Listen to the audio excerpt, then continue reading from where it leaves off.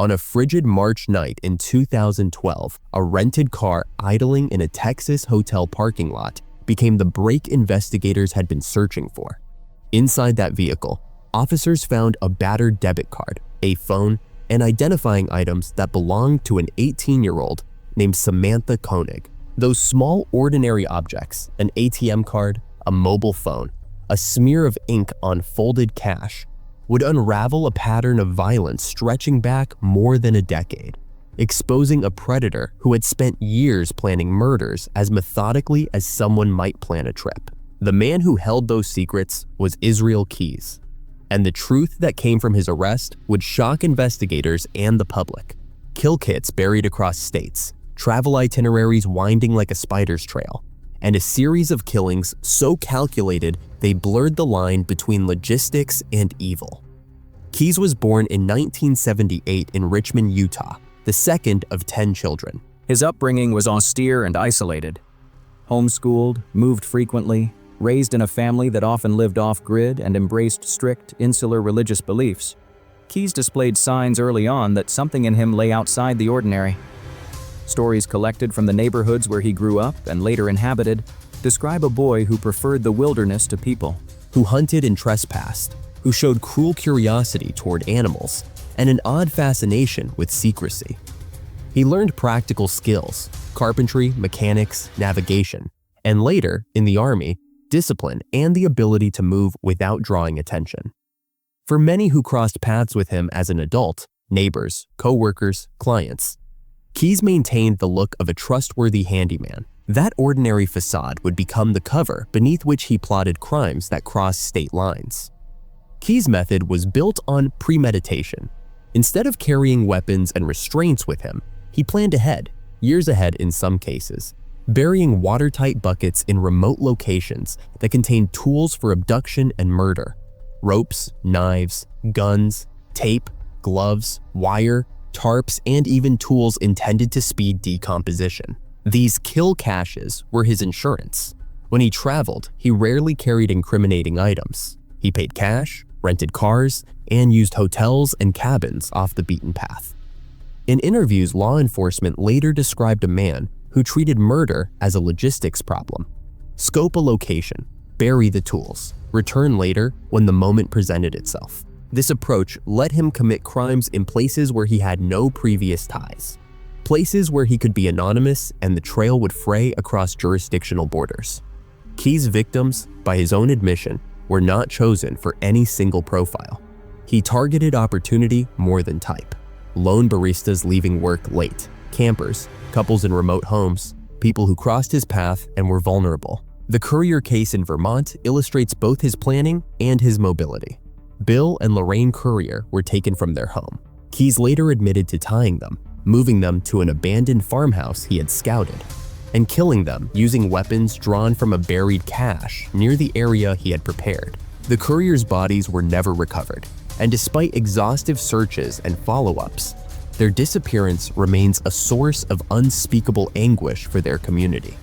The precision with which Keyes described the events and the subsequent discovery of caches in regions he had logged as visited provided investigators with a chilling template of how far ahead his planning extended.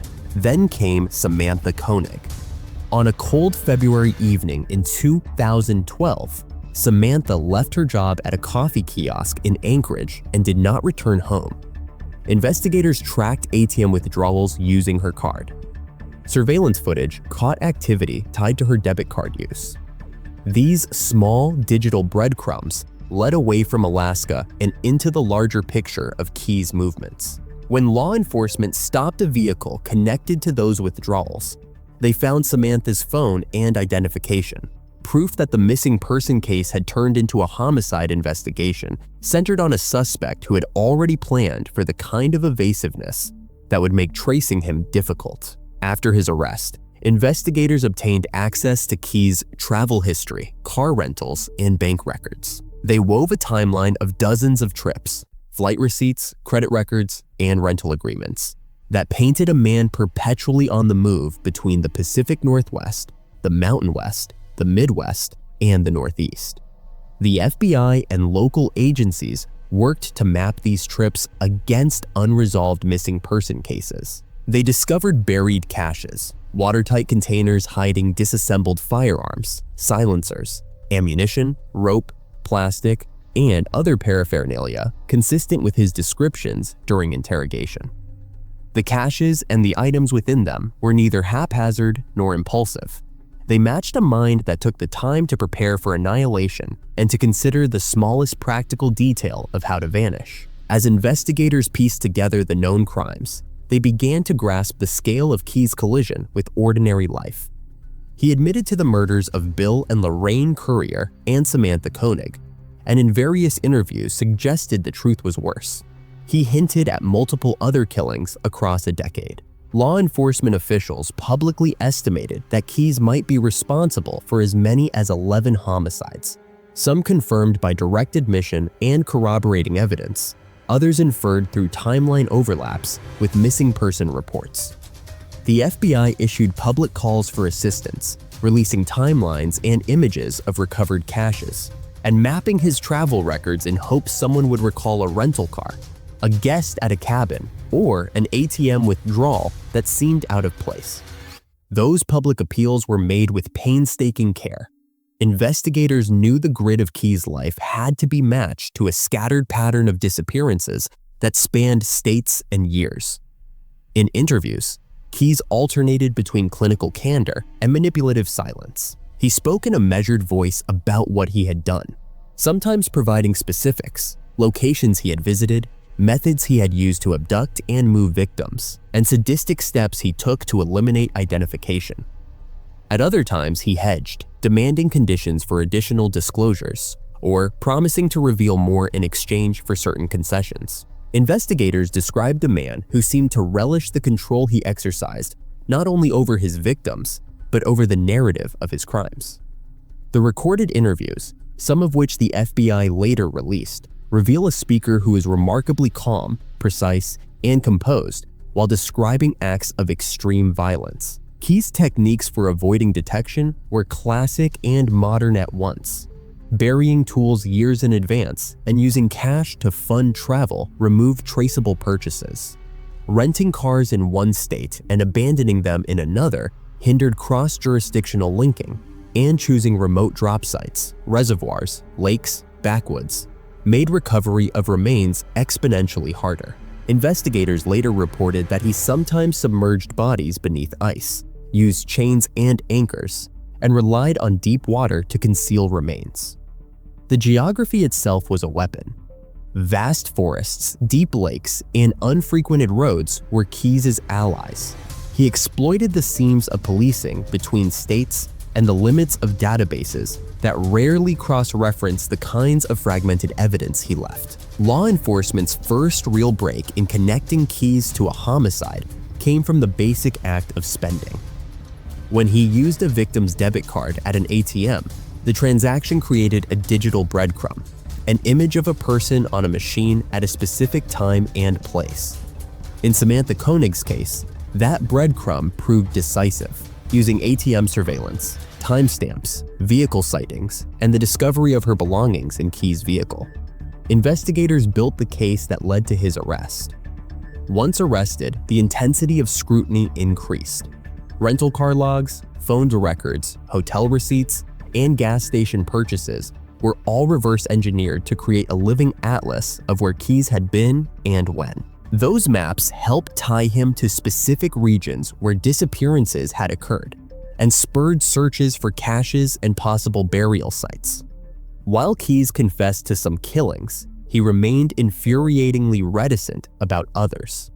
He admitted to a number of homicides, but his total count, 11, the number suggested by items found in his cell, remained something investigators had to test claim by claim. When officers examined Keyes' jail cell after his death, they found 11 skulls drawn in blood, a grim notation that many read as symbolic accounting.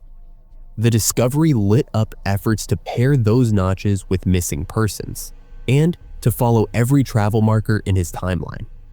But Keyes' death removed the most direct avenue of truth. He took the exact locations and full details of some crimes with him. Keyes' arrest, indictment, and subsequent time in custody were filled with both revelations and theater.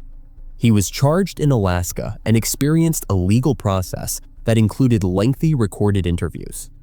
Media outlets covered the minutiae: his attempted escape during a hearing using a wooden shaving, the tactical use of tasers by marshals, the public release of his interviews and sketches. The details fascinated the public, but each revelation often raised as many questions as it answered. For families waiting for closure, every new detail was painful. Another reminder that a full accounting of what happened remained painfully out of reach. Before many of his cases could be tried, Israel Keyes died by suicide in his Anchorage jail cell.